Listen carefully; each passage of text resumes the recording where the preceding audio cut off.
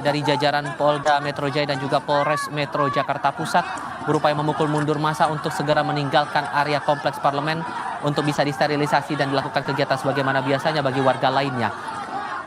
Ini respons dari para peserta massa aksi unjuk rasa yang juga kita pahami bahwa aksi unjuk rasa ini sudah berlangsung sejak pagi, diawali orasi ataupun juga unjuk rasa oleh Partai Buruh yang merespons dari upaya revisi Undang-Undang Pilkada yang dipandang oleh Partai Buruh ini melawan dari putusan yang dikeluarkan Mahkamah Konstitusi atas gugatan yang mereka layangkan berhubungan langsung dengan syarat kepesertaan atau syarat dari partai politik maupun gabungan partai politik untuk mencalonkan kepala daerah di daerah tertentu, baik itu di tingkat provinsi, kota maupun juga kabupaten. Sempat terjadi kericuhan di tengah-tengah proses unjuk rasa di depan maupun juga di belakang kompleks Parlemen Senayan Jakarta. Bahkan beberapa bagian pagar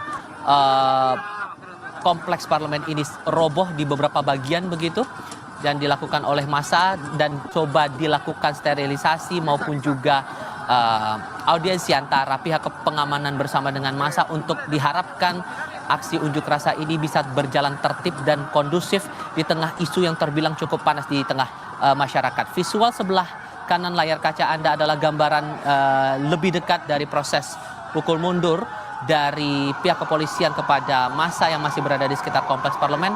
Sementara di bagian kiri layar kaca Anda adalah suasana di jalur tol dalam kota di sekitar kompleks Parlemen Senayan Jakarta, baik itu dari arah Gatot Subroto maupun juga dari arah Slipi. Ini masih tertutup, masih dikuasai oleh massa yang masih berada di sekitar kompleks Parlemen Senayan Jakarta. Untuk Anda yang masih beraktivitas di sekitar Jalan Gatot Subroto maupun juga di sekitaran kompleks DPR MPR, tampaknya patut untuk berhati-hati dan mencari jalur alternatif yang berada di sekitarnya.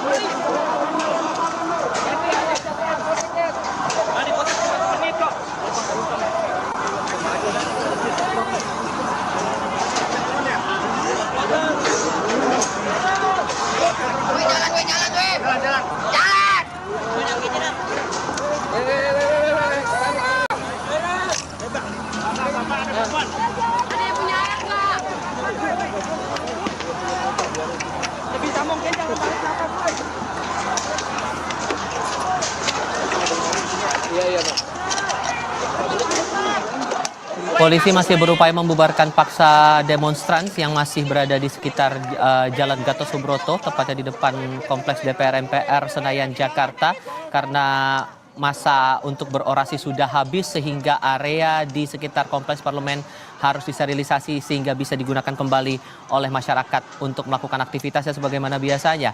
Ini tidak hanya berlaku di jalur arteri namun juga di akses jalur tol juga akan diupayakan oleh pihak kepolisian. Terlihat di layar kaca Anda water cannon beroperasi, kendaraan taktis polisi juga masih berada di depan kompleks parlemen persisnya di Jalan Gatot Subroto, memastikan masa ini sudah membubarkan diri dari area dan tidak kembali menjalankan aksi unjuk rasa. Beberapa saat yang lalu, tepatnya pada dalam rentang siang hingga petang hari, sempat terjadi kericuhan antara massa dengan petugas keamanan, mengingat mereka ada keinginan untuk bisa bertemu langsung dengan anggota Dewan, dengan anggota DPR RI, menyampaikan aspirasi mereka yang menolak atas revisi Undang-Undang Pemilihan Kepala Daerah atau revisi Undang-Undang Pilkada yang dilancarkan seharusnya pagi tadi. Namun dari keterangan terakhir yang disampaikan oleh Sufmi Dasko Ahmad selaku Wakil Ketua DPR RI fraksi Partai Gerindra, bahwa revisi Undang-Undang Pilkada oleh DPR dibatalkan. Sehingga untuk Undang-Undang Pilkada yang akan diterapkan pada gelaran Pilkada 2024 akan berlaku sesuai dengan keputusan yang sudah ditetapkan oleh Hakim Konstitusi di Mahkamah Konstitusi Republik Indonesia, terutama untuk dua aspek soal syarat partai dan gabungan partai untuk mencalonkan peserta pilkada. Kita coba bergabung dengan jurnalis Kompas TV Renata Panggalo yang saat ini berada di sekitar Jalan Gatot Subroto. Renata, gambarkan lebih lanjut soal apa yang Anda pantau saat ini.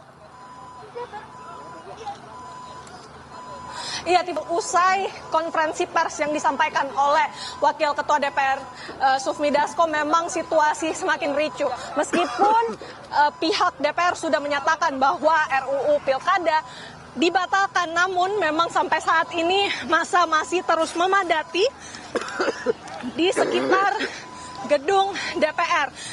Yang bisa saya sampaikan, Tifal dan juga saudara, kami dari awak media pun sendiri merasakan betapa perihnya gas air mata. Kemudian juga tadi kami sempat ditembaki water cannon karena memang situasi sudah semakin memanas begitu ya. Kalau yang bisa saya sampaikan juga di sekitar sini, di visual Anda sudah disiapkan mobil water cannon untuk memukul mundur para massa yang datang dari berbagai elemen. Mulai dari buruh, mahasiswa, aktivis, bahkan pelajar yang berseragam putih abu-abu pun juga ikut untuk menolak revisi Undang-Undang Pemilihan Kepala Daerah. Di depan kami, saudara, ini situasinya sudah mulai sepi. Namun memang di bagian sekitar DPR kira-kira 1 kilometer ini memang masih ada juga elemen masyarakat yang pantang untuk mundur, menjaga, mengawal gedung DPR sebelum mereka mendapatkan kepastian bahwa RUU Pilkada ini benar-benar dibatalkan. Sehingga Tifal, yang bisa kami kabarkan sampai sekarang, sepertinya situasi sudah mulai sepi, namun kita tidak bisa menjamin apakah memang di lokasi gedung DPR ini akan clear setelah penembakan water cannon dan juga gas air mata. Tifal. Oke, saya harap Anda tetap berada di lokasi yang aman sambil bisa menenangkan diri juga di tengah upaya polisi berupaya untuk membubarkan paksa massa yang masih berada di Kompleks Parlemen Senayan, Jakarta. Renata, terima kasih. Kita coba untuk berbincang, merespons lebih lanjut lagi soal sikap DPR yang memutuskan membatalkan revisi terhadap Undang-Undang Pilkada ini bersama dengan para narasumber. Saat ini sudah bergabung Mas Joko Anwar dan juga Farid Darmawan dari Universitas Diponegoro. Mas Joko, Mas Farid, selamat malam.